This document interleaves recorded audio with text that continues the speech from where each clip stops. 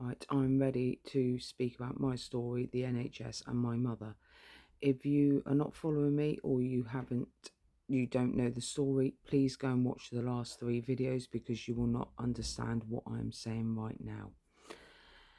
What happened is I will keep from the end of my last video when my mother was ready to come home. So she was ready to come home. She had carers in place. They would come in 4 times a day to get her up and just general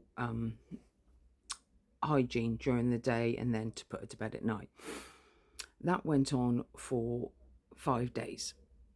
She was home, she was healthy, she was happy to be home after weeks and weeks in hospital and lots of different things going on there, but you will see in my other videos what was going on there. Now she was home, it was about the 3rd day into being home, and obviously I was seeing her every day as I'd been for weeks and weeks in hospital. I was going up to see her and she said to me, Kathy, she says, I don't feel too well today. She said, just feel off. I was like, okay, Mum. I said, I know obviously her mobility was an issue, so she was sitting down anyway. I said, but you need to just rest and just take your time. I said, it's been a long haul in hospital, so your body's probably just adjusting to being out again. And I said, at least you're home for Christmas.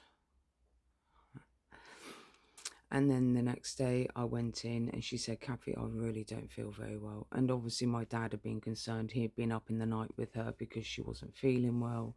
She wasn't sick or anything. I just don't feel right. She says, I don't know what it is. I can't put my finger on it.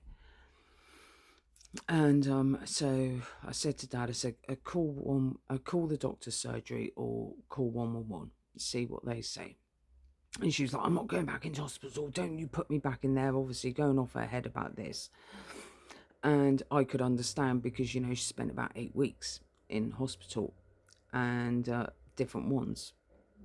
And so I understood that. But I was like, Mum, you need to get checked out. Dad was like, you need to get checked out. Anyway, 111 said to call, they called an ambulance because she had a pain in her arm. And she was feeling iller and iller. So the ambulance came, they done the machine, the ECG on her and everything, and they were saying you need to get to hospital because there's irregularities with your heart. So we're like, oh my God. So anyway, got to hospital, she went to A&E. Dad phoned me to keep me updated of what was going on. We went down to A&E a few hours later. I can't remember exactly what time. It's irrelevant. But we got there. My mum looked ill. She was in A&E. She said, I'm wet down there. She says, I need my pad changing. So of course I'm calling the doctor and I'm saying, oh, what's going on with my mother? You've just left her in this cubicle. And I said, she's soaking wet. She needs changing because she's got incontinence because of that was another NHS muck up, because when she had her hysterectomy a few years ago, because she had a prolapsed womb, they nicked her bladder, so she's been like that ever since. So anyway, they came in, the doctor and everyone was in, okay, let's get her changed. They changed her, cleaned her up, whatever. And it was, okay, right, we're going to get her to a ward and we're going to get her sorted and we're going to do some tests. We're going to do some blood tests. We're going to do all of this. So I was like, finally, my mum is going to get some help. So they said because it was a heart, she's going up to the cardiac unit. So off she went to the cardiac unit and they set her up with the machines to check her heart, to check her pulse, everything, the blood flow. We went home and we went back the next day. Mum was still looking a bit pale, and she was on a ward, a small ward in the cardiac unit. There was 3 others in there. She was still on the machines. I knew nothing about the numbers, so I Googled everything. And the numbers were within range, normal for her age and everything else. So anyway, the doctor came round and the nurses were explaining to me, she's had a heart attack, and my immediate thought was, oh my God. I thought heart attacks, you like collapsed, or, your whole body was in pain or anything. She complained about a sore arm, but that was about it. So I was a bit like, what?